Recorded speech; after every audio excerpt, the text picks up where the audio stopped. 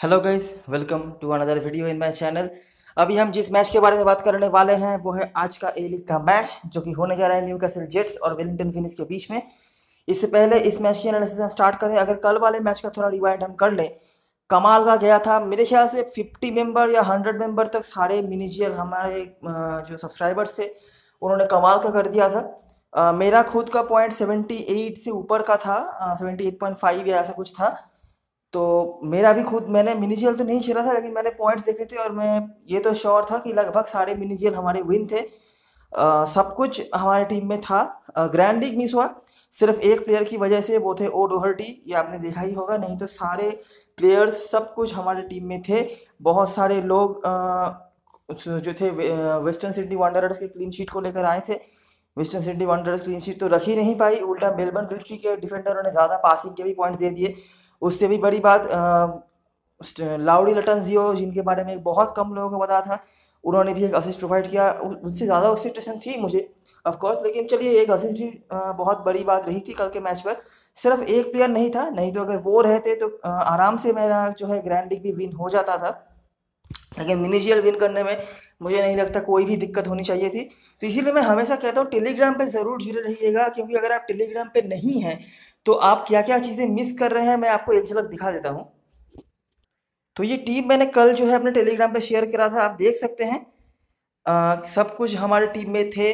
श्वेगलर थे, यहाँ से लाउडी लटनजियो थे। मैंने कहा था कामसोवा की जगह पर अगर आप कॉक्स को रख देते हैं तो आप रख सकते हैं, अगर ये कॉक्स नहीं भी रखते हैं तब भी बहुत ही आराम से आप जीत गए होंगे। ट्रायोरे जिन्होंने बहुत ज़्यादा पॉइंट्स कलेक्ट करके दिए थे। बहुत लोग जर्मन को लेकर आए थे। ऑफ कोर्स इसका प्रेडिक्शन तो मैंने नहीं किया था, लेकिन वो सब्स्टिट्यूटेड हो गए थे 54th मिनट पे ही, तो एक से ज़्यादा पॉइंट वो कलेक्ट करके नहीं ला पाए थे। तो ये सब कुछ चीज़ें हमारे सपोर्ट में गई थी और आराम से हमने कल के सारे जो लीग्स हैं आराम से जीत लिए थे। तो इसीलिए मैं हमेशा कहता हूँ टेलीग्राम पे ज्वाइन होते रहो, क्योंकि लाइनअप अनाउंस होने के बाद बहुत सारी इंपॉर्टेंट चीज़ें हम वहाँ पर शेयर करते रहते हैं, इंक्लूडिंग डेमो टीम्स अगर कुछ अनएक्सपेक्टेड चेंजेस वगैरह हो तो स्टार्ट करते हैं इस मैच की एनालिसिस। ये मैच होने जा रहा है नेटस्टार्टर जुबिली स्टेडियम में, एक और न्यूट्रल वेन्यू। ठीक है, किसी भी टीम का ये होम ग्राउंड नहीं है। करंट पोजीशन की बात करें, न्यूकासल जेट्स 9वें स्थान पर हैं और वेलिंगटन फिनिक्स तीसरे स्थान पर हैं। हम दोनों ही टीमों के मैचेस पहले कवर कर चुके हैं। वेलिंगटन फिनिक्स टॉप 2-3 पायदानों की टीमों में से है और काफ़ी अच्छे क्वालिटी पोजेस करने वाली टीमों में से है। डिफेंसिवली अप्रोच रखते हैं, लेकिन बाकी जो टीमें हैं, स्पेशली सिडनी एफसी की बात करी जाए या फिर ब्रिस्बेन रोड की बात करी जाए, उनसे इनका गोल करने का जो रेशियो है वह थोड़ा हाई है। मतलब अगर सिडनी एफसी ब्रिस्बेन रोड जैसी टीमें अगर ऑन एन एवरेज 1 गोल करती है किसी ओपोनेंट के अगेंस्ट में, तो हो सकता है वेलिंगटन फिनिक्स 1.4 या 1.5 के रेशियो से गोल करते हों।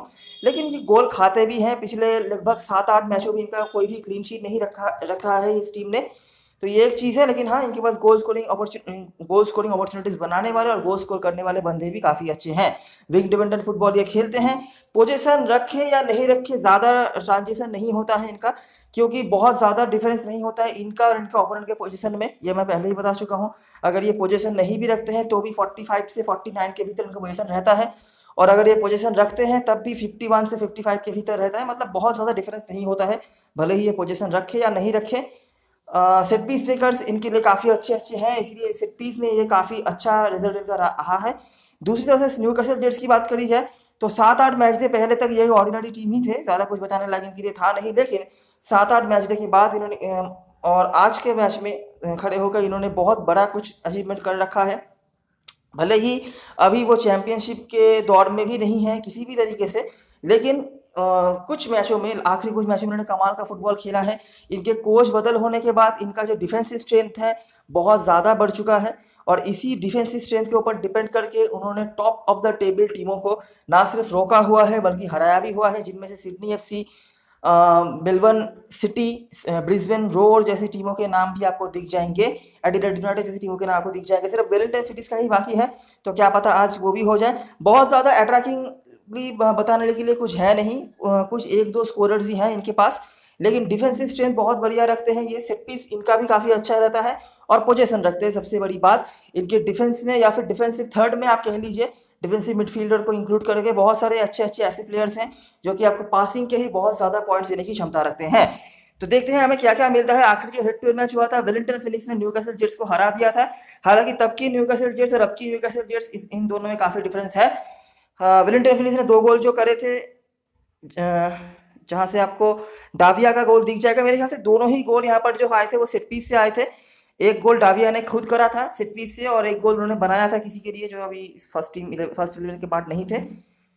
और यहाँ से न्यूकासल जेट्स का डिफेंस यहाँ पर भी ठीक ठाक था, लेकिन एक फर्स्ट टीम प्लेयर इंजर्ड और गोलकीपर का थोड़ा कुछ बड़ा बड़ा एरर यहाँ पे हो चुका था। उसकी वजह से इनको दिक्कतों का सामना करना पड़ा, क्योंकि इनके पास बहुत ज़्यादा क्वालिटी तो है नहीं। बहुत स्ट्रिक्टली डिफेंस को मेंटेन करके ही ये ये अपना जो कैंपेन है इस सीज़न में काफ़ी आगे तक ले आए हैं। एक गोल यहाँ पर इनके स्ट्राइकर ने करा हुआ था। इनका एक सबसे बड़ा स्ट्रेंथ जो है ना, जो कि आपको आगे ही मैं दिखाऊंगा, इनके दोनों विंग बैक्स, ठीक है, मैथ्यू मिलर और बॉबी बर्न्स। अब इन दोनों का रहना और ना रहने में क्या डिफरेंस है? इन दोनों का रहना ना रहने में ये डिफरेंस है कि ये दोनों विंग बैक के तौर पर खेलते हुए भी अटैक में ज़्यादा जाते नहीं है। डिफेंसिव क्वालिटी ये बहुत ही अच्छा मेंटेन करते हैं। इससे क्या होता है, जो भी विंग डिपेंडेंट टीमें इनके अगेंस्ट में आती है ना, हमेशा ही उनको जो है रेजिस्टेंस का सामना करना पड़ता है। फॉर एग्जाम्पल मैं आपको आखिरी मैच में वेस्टर्न यूनाइटेड की बात कर दूँ, जहां पर आपको पता है वेस्टर्न यूनाइटेड की टीम काफी ज्यादा विंग डिपेंडेंट फुटबॉल खेलती है। वहां पर उन्होंने एक भी गोल नहीं करने दिया था उनको। यहाँ तक कि यहाँ पर भी आप देख सकेंगे वेलिंगटन फिनिक्स भी विंग डिपेंडेंट फुटबॉल खेलते हैं। ऐसा नहीं कि इनके फुल बैक्स ने या फिर विंगरों ने अच्छा काम नहीं करा था, लेकिन एक गोल भी यहाँ से विंग प्ले से होने दिया नहीं। उल्सेस डाविया अपने सेट पीस टेकिंग एबिलिटी के ऊपर डिपेंड करके ही गोल्स जो है वो हासिल कर पाए थे।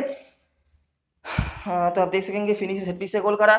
जेट्स ने कंट्रोल किया मिडफील्ड को, जेट्स के पास पोजीशन था। जैसे ही पोजीशन आया तो उगरकोविच, टोपो स्टैनली, बुगट जैसे प्लेयर्स के नाम आपको दिया जाएगा। उगरकोविच सेंट्रल मिडफील्ड में खेलते हैं, डिफेंसिव रोल प्ले करते हैं, लेकिन पासिंग एबिलिटी इनका बहुत ही बढ़िया है।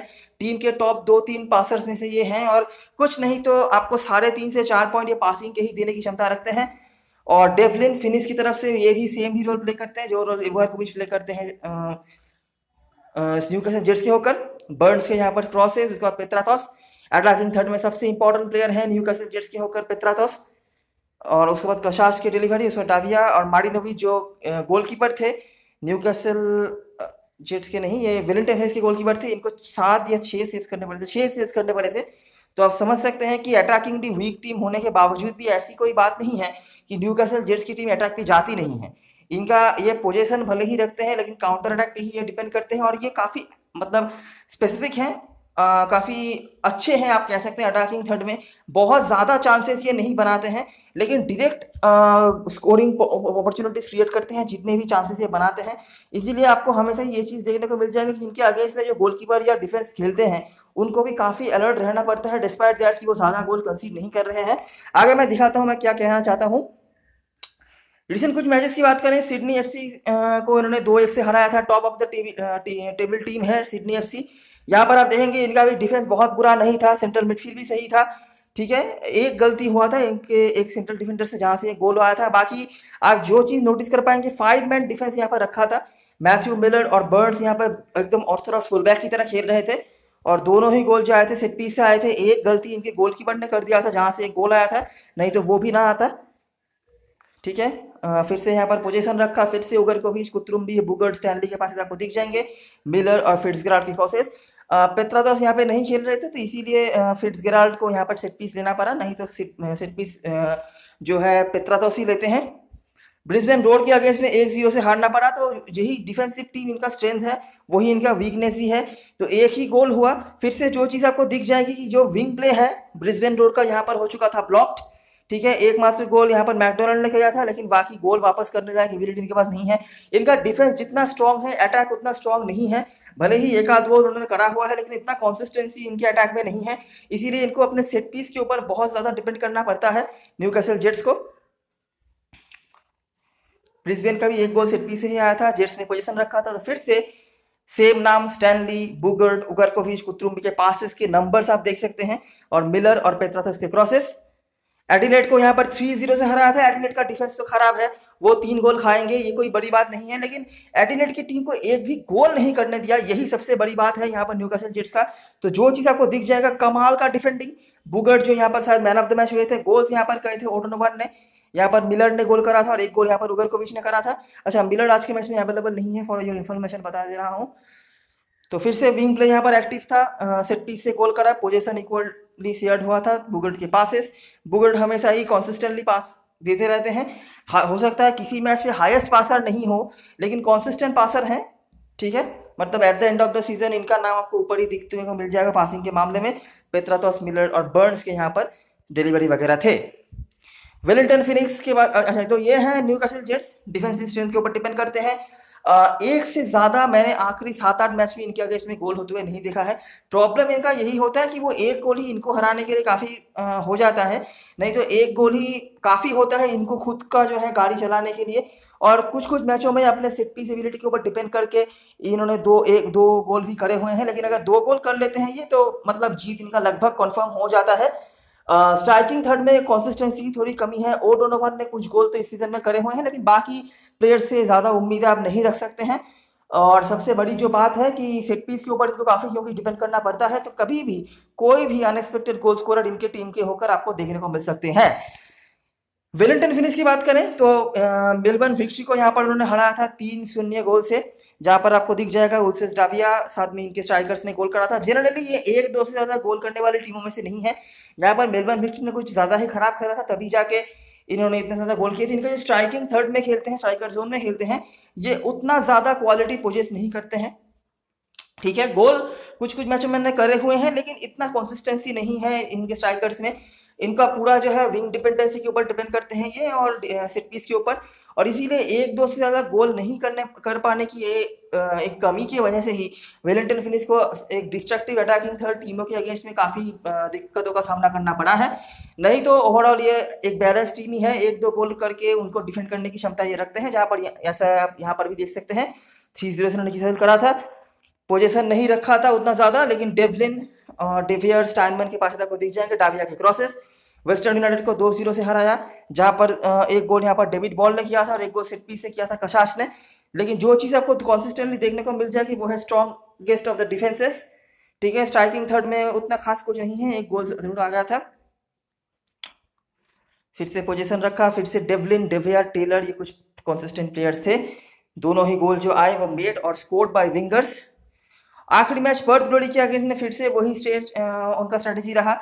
1-2 गोल किया, उसके बाद डिफेंड करने की कोशिश करी, लेकिन पर्थ ग्लोरी ने अपने डिस्ट्रक्टिव अटैकिंग थर्ड के ऊपर डिपेंड करके, और ये तब का मैच है जबकि पर्थ ग्लोरी अपने मतलब पर्थ ग्लोरी के अटैकर्स जो रहे हैं वो अच्छे फॉर्म पर थे। अभी तो चलिए उनका फॉर्म बिल्कुल भी अच्छा नहीं चल रहा है, तो उसी के ऊपर डिपेंड करके पर्थ ग्लोरी ने यहाँ पर हरा दिया था, जहाँ पर इनके स्ट्राइकिंग अटैकिंग थर्ड ने काफ़ी अच्छा फुटबॉल खेला था। सेट पीस से गोल कंसीड करना पड़ा। विंग प्ले नहीं चला था। पोजीशन तो यहाँ पे नहीं था शायद, लेकिन फिर भी डेवलिन, डेवियर, टेलर, कशास की कुछ पासेस हैं। तो ये है वेलिंगटन फिनिक्स। पोजीशन का ज़्यादा टेंशन लेने की ज़रूरत नहीं है। इनकी टीम में कुछ कॉन्सिस्टेंट पासर्स हैं जो कि लगभग 40 से 50 या उससे ज़्यादा पासेस तक आपको खेलते रही हैं। विंग डिपेंडेंट फुटबॉल ये खेलते हैं। इनके फुल बैक्स काफ़ी इन्वॉल्व होते हैं इनके अटैक में। 1-2 गोल करके उसको डिफेंड करने की ही इनकी मेंटालिटी रहती है, लेकिन कई कबार डिस्ट्रक्टिव अटैकिंग टीम जब आते हैं इनके अगेंस्ट में तो वो 1-2 गोल से ज़्यादा करके इनको हरा भी देते हैं। लेकिन आज के मैच में शायद ही आप ये उम्मीद रख सकते हैं। सेट पीस इनका अच्छा है, और अटैकिंग थर्ड में जो सेंट्रल स्ट्राइकर्स हैं ये उतना ज़्यादा एक्टिव मुझे नहीं दिखते हैं। भले ही कुछ गोल्स उन्होंने कुछ मैचों में करे हुए हैं, लेकिन उतना ज़्यादा एक्टिविटी मुझे नहीं दिखता है इनका। तो ये सब कुछ देखने के बाद एक तो चीज़ आपको समझ में आ ही रही होगी कि आज के मैच में ज़्यादा गोल्स की उम्मीद नहीं है। अभी कितना कम गोल होगा, मतलब 0-0 होगा, 1-1 होगा, 1-0 होगा, ये बता पाना मुश्किल है। लेकिन जिस फॉर्म से और जिस मोमेंटम के साथ न्यूकासल जेट्स आ रही है ना, मैं किसी भी तरीके से उनको आज अंडर एस्टिमेट नहीं कर सकता। तो मेरा प्रेडिक्शन इस मैच में न्यूकासल जेट्स के सपोर्ट में ही होगा, लेकिन वो 1-0 से जीतेंगे या 2-1 से जीतेंगे ये बताना थोड़ा मुश्किल है। तो मैं क्या करूंगा, मैं जो टीम बनाऊंगा मैं कोशिश वही करूंगा कि मैक्सिमम डिफेंसिव ऑप्शंस को रखा जाए, और मैं कोशिश यही करूंगा न्यूकासल जेट्स के डिफेंडर को ज़्यादा रखा जाए, क्योंकि न्यूकासल जेट्स के ही पोजीशन रखने के चांसेस ज़्यादा हैं। वेलिंगटन फिनिश ज़्यादा पोजीशन के पीछे भागती नहीं है, ठीक है, और उनके जो प्लेयर्स की पासिंग एबिलिटी है उनसे कई ज़्यादा पासिंग के अपॉर्चुनिटीज क्रिएट कर सकते हैं न्यूकासल जेट्स के डिफेंडर। इसीलिए मैं उनके ही डिफेंसिव ऑप्शंस को ज़्यादा रखूंगा। मिडफील्ड और अटैक में मैं कोशिश करूंगा बिल्कुल डायरेक्ट अटैकिंग ऑप्शंस जो है मेरे पास उनको रखने की। इसके सिवाय भी मैं 1-2 पासर्स भी वहां से आपको मिडफील्ड में रखने की ऑप्शन दे दूंगा। मैं आकर आपको दिखाता हूँ क्या क्या कर सकते हो। ये कुछ सेट पीस टेकर्स हैं, आप देख लीजिएगा, मैं डिक्टेट नहीं कर रहा यहाँ पे। और यहाँ पर स्टैटिस्टिक्स है न्यूकासल जेट्स के होकर ओडोनोवन, ये शायद 10 गोल हो चुके हैं अभी उनके आखिरी मैच में गोल करने के बाद। तो और पेत्रातोस और वेलिंगटन फिनिश के होकर ये कुछ अटैकर्स हैं जो आप देख सकते हैं ये असिस्ट मेकर के नाम से पेट्रोस का नाम को दिख जाएगा। बहुत ही ज़्यादा इंपॉर्टेंट प्लेयर है, मतलब अटैकिंग थर्ड में सबसे कंसिस्टेंट प्लेयर यही है। इनके जो स्ट्राइकर हैं, भले ही गोल उन्होंने करे हुए हैं, लेकिन बाकी अगर आप असिस्ट और गोल दोनों मिला के बात करेंगे या फिर चांसेस क्रिएट करना, फ्री किक लेना, सब कुछ इनके ऊपर डिपेंड करता है पेट्रोस के ऊपर। और ये है वेलिंगटन फिनिश की तरफ से। तो अभी एक बार देख लेते हैं दोनों टीम की पॉसिबल लाइनअप्स, फॉर्मेशंस। तो मेरे ख्याल से दोनों टीमें इस तरह के फॉर्मेशन के साथ आ सकते हैं। जिस जोन पे आपको कॉन्सेंट्रेट करना है वो है ये विंग जोन, और यहाँ पे wing zone form Wellington Phoenix. Consistent point score आपको अगर चाहिए तो कैमरन डेवलिन कॉन्सिस्टेंटली आपको पॉइंट देंगे, लेकिन इनको मैनेज कर पाना थोड़ा मुश्किल होगा अगर आप सारे अटैकिंग प्लेयर्स को लेने जाओगे तो। अटैकिंग थर्ड में बॉल तो खेलेंगे ही, उसके साथ आज के मैच में गैरी हुपर अवेलेबल नहीं है इंजुरी के चलते, तो हो सकता है बेन वेन, ये अंडर 21 प्लेयर हैं, ये आज के मैच में खेले। ज़्यादा कुछ बताने के लिए है नहीं, अगर कुछ मिलता है तो मैं ज़रूर टेलीग्राम पे अपडेट कर दूंगा, तो ज़रूर ज्वाइन हो जाना। लाइनअप में अगर ये रहते हैं तो मैं ज़रूर इनके बारे में कुछ बता दूंगा आपको। और डिफेंस में पासिंग के पॉइंट्स आपको देने की क्षमता ज़्यादा रखेंगे डेवियर, लेकिन स्टीवन टेलर, इनका सेट पीस में गोल करने का एबिलिटी बहुत ही अच्छा है। इस सीजन में 1-2 गोल वो कर भी चुके हैं, तो ये आपके लिए गोल स्कोरिंग पोटेंशियल दिलवा सकते हैं। दूसरी तरफ से अगर हम न्यूकासल जेट्स की बात करें, एक चीज जो मैं आपको कॉन्सिस्टेंटली कहना चाहूंगा कि आप उनकी अटैकिंग थर्ड को ज्यादा कॉन्सेंट्रेशन दे या ना दे, डिफेंस में से ज्यादा आप छेड़खानी ना ही करें तो बेहतर। तो मैं कोशिश तो यही करूंगा ये तीनों ही सेंट्रल डिफेंडर्स को रखने का, ठीक है। उसके बाद पेत्रातोस या फिट्जगेरल्ड में से जो भी खेलें वो भी मेरे टीम में होंगे। बर्न्स को आप रख सकते हैं, लेकिन मुझे ज्यादा उम्मीद नहीं है। मिडफील्ड में उगर को भी कॉन्सिस्टेंट पॉइंट स्कोरर है, पासिंग के मुझे पॉइंट देते रहेंगे जैसे कि डेवलिन मैंने यहाँ पर बताया।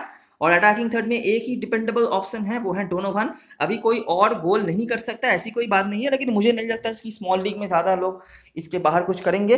तो अभी एक बार देख लेते हैं ड्रीम 11 की टीम और किस तरह से आप सेफ रह के भी एक अच्छा कॉम्बिनेशन, लॉजिकल कॉम्बिनेशन आज के मैच में बना सकते हैं। तो मैं कुछ इस तरह से आज का जो है टीम फॉर्मेशन करना चाहूंगा। आप देख सकेंगे कि मैंने चारों जो डिफेंसिव ऑप्शंस हैं रख लिए हैं न्यूकासल जेट्स की तरफ से, और यहाँ से टेलर और कशास। कशास को रखने का एक ही है कि अगर ये गोल असिस्ट नहीं भी करते हैं तो मुझे पासिंग के पॉइंट्स तो दे ही देंगे, और गोल स्कोरिंग अपॉर्चुनिटी भी क्रिएट करने लायक एबिलिटी भी इनके पास है, दोनों तरफ से मेरे को पॉइंट दे सकते हैं ये। टेलर को रखा है पासिंग के भले ही ये पॉइंट ना दे, लेकिन गोल स्कोरिंग अपॉर्चुनिटी क्रिएट करने की अपॉर्चुनिटी जो स्ट्रेंथ है वो इनके पास है, सेट पीस से गोल भी करे हैं। लेकिन डेवियर, अगर ये टेलर गोल नहीं कर पाते हैं तो डेवियर इनसे ज़्यादा पॉइंट कलेक्ट करके देंगे। बाकी इन तीनों डिफेंडरों को देखिए, अगर ये क्लीन शीट नहीं भी रखते हैं तो भी मुझे पासिंग के तो 4 से 4.5 उससे भी ज्यादा पॉइंट दे ही देंगे, ये मेरा एक्सपेक्टेशन है। आप थोड़ा सेफ रहने के लिए यहाँ पे गोलकीपर जो है मैंने न्यूकासल जेट्स का लिया है, आप वेलिंगटन फिनिश की तरफ से ले सकते हो और 3-3 का कॉम्बिनेशन बना सकते हो। इससे क्या होगा, अगर कोई भी टीम क्लीन शीट रख ले तो आपका ज्यादा नुकसान नहीं होगा अगर आपके बाकी प्लेयर सही हो, क्योंकि सिर्फ एक ही क्लीन शीट का प्लेयर आपका मिस हो रहा है यहाँ पे। लेकिन मैं वेलिंगटन फिनिश के क्लीन शीट के साथ नहीं जाना चाहता, क्योंकि पिछले 8-9 मैचेस में उन्होंने क्लीन शीट नहीं रखा है। वो मुझे नहीं पता कि न्यूकासल जेट्स के होकर गोल कौन करेगा, लेकिन इतना मुझे लग ही रहा है कि वेलिंगटन फिनिश गोल कंसीड जरूर करने वाली है। दूसरी तरफ से मैंने यहाँ पर ओरो डोनोवन को नहीं रखा है, क्योंकि मुझे ज्यादा अटैकिंग थर्ड में नहीं जाना है, और वेलिंगटन फिनिश क्योंकि खुद भी एक अच्छी डिफेंसिव टीम है तो मुझे ज्यादा उम्मीदें उनसे नहीं है। अगर आप चाहो उगरकोविच की जगह पर उनको रख सकते हो, लेकिन मैंने उगरकोविच को इसीलिए रखा है क्योंकि एक कॉन्सिस्टेंट पॉइंट स्कोरर है। मुझे यहाँ पर डेवलिन को लेना था मिडफील्ड में, लेकिन क्योंकि यहाँ पर डाविया को मुझे लेना है, और पिस्कोपो भी बहुत ही इंपॉर्टेंट प्लेयर है। पिस्कोपो या मैकवॉर्ड में से जो भी खेलते हैं, गोल स्कोरिंग एबिलिटी भी इनके पास भी है, सेट पीस भी लेते हैं, और सबसे बड़ी बात विंगर है, तो इनको लेना है। लेकिन एक चीज ध्यान रखना कि हो सकता है कि आज के मैच में न्यूकासल जेट्स जो है वो ओपोनेंट की विंग प्ले को ब्लॉक कर दे। आप डाविया को मिस मत कर लेना, क्योंकि ये सेट पीस लेते हैं। बाकी जो भी विंगर्स खेलेंगे उनके लिए आज शामत आने वाली है, ऐसा मुझे लग रहा है। तो आप सेफ रहने के लिए पिस्कोपो को रख सकते हो, लेकिन पिस्कोपो से ज्यादा पॉइंट कलेक्ट करने की उम्मीद मुझे कैमरन डेवलिन से है, जो कि आपको यहाँ पे दिख जाएगा। यहाँ पे 8.5 क्रेडिट में सिलेक्शन परसेंटेज में काफी कमी होगा, विदाउट एनी डाउट, ठीक है। गोल्स की उम्मीद कम है, अभी कितना गोल कम होगा, कौन सा टीम गोल ज्यादा करेगी या कौन सा टीम क्लीन शीट रखेगी, ये बता पाना थोड़ा मुश्किल है, और इसीलिए मैंने इसी तरह कॉम्बिनेशन बनाया है। अगर आप थोड़ा और रिस्क लेना चाहते हो तो टेलर के जगह पर डेवलिन को ऐड कर सकते हो, ये भी एक ऑप्शन हो सकता है, कोई दिक्कत वाली बात यहाँ पर भी नहीं होगी। कैप्टन वाइस कैप्टन चॉइस की बात करें तो डाविया ही मेरे ख्याल से बेस्ट ऑप्शन हो सकता है अटैकिंग थर्ड में। आप अगर देख रहे हो तो ओ डोनोवन का ऑप्शन यहाँ पर आता है, मैंने उनको नहीं लिया है। और अगर आप चाहो तो डिफेंडर्स को भी कैप्टन वाइस कैप्टन बना सकते हो, जहां पर हाईएस्ट पासर के पॉइंट्स शायद आपको टोपर स्टैनली या बुगर्ट में से कोई दे सकते हैं, लेकिन ये हाईली रिस्की होगा। अगर एक भी गोल कंसीड कर लेती है न्यूकासल जेट्स तो वो क्लीन शीट का बोनस आपको नहीं मिलेगा। लेकिन मुझे लगता है कि क्योंकि 4.5 से 5 पॉइंट तक, 4.5 ही आप समझ लीजिए, 4 से 4.5 पॉइंट तक वो पासिंग की आपको दे देंगे, तो at the end of the match अगर इनको कैप्टन बनाते भी हो तो भी शायद 7 से 8 पॉइंट आपको कलेक्ट करके देंगे। बाकी टैकलिंग के तो एक आध पॉइंट है ही, तो मुझे नहीं लगता बहुत ज़्यादा नुकसान होगा। लेकिन फिर भी आप अगर रिस्क नहीं लेना चाहते हो तो डिफेंडर से कैप्टन वाइस कैप्टन ना ही बनाओ तो ही बेहतर है। तो ये रही सारी एनालिसिस और ऑब्जर्वेशन। अगर आपको अच्छा लगा हो तो लाइक जरूर करना, सब्सक्राइब कर लेना चैनल को, और टेलीग्राम चैनल पे जरूर ज्वाइन हो जाना। अगर आपको लास्ट मोमेंट पे जो इंपॉर्टेंट अपडेट्स हम शेयर करते हैं उसको मिस नहीं करना है, तो सब कुछ फ्री में ही आता है और सब कुछ आप ही के लिए आता है। तब तक के लिए best of luck for this match and goodbye for now.